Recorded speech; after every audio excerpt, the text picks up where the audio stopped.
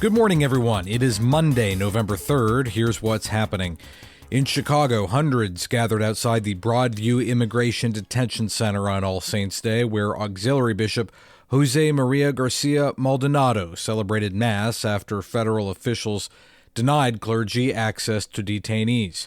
Organizers say they followed Homeland Security guidelines to bring communion to those inside, but were turned away.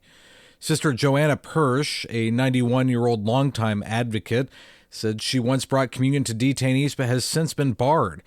Advocates and clergy say detainees have expressed a desire for communion and called the denial a violation of religious freedom.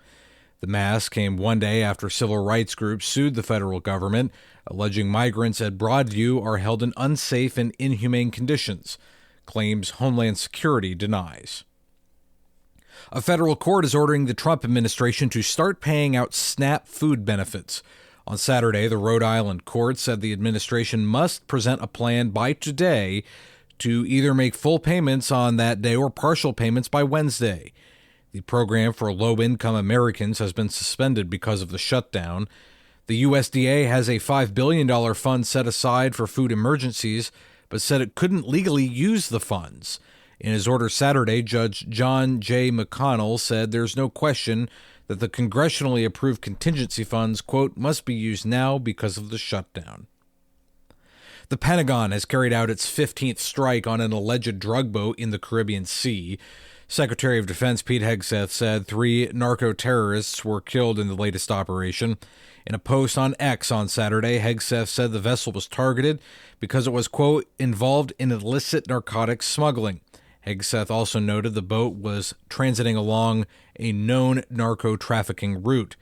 This marks the 15th strike the U.S. has conducted since they began in early September. Pope Leo XIV has appealed for peace in Sudan and Tanzania, condemning rising violence and calling for urgent humanitarian access. Speaking at the Sunday Angelus address, he denounced attacks on civilians in Sudan's Darfur region and urged an immediate ceasefire and aid corridors. The Pope also urged Tanzanians to reject post-election violence and choose dialogue. Later, he marked All Souls' Day with prayers for the dead, reminding the faithful that God forgets no one. And LendingTree says American consumers will be paying more this holiday season due to tariffs. The company estimates the new tariffs will increase total holiday costs for consumers and retailers by a total of over $40 billion. That's the news this morning. I'm Matthew Handley.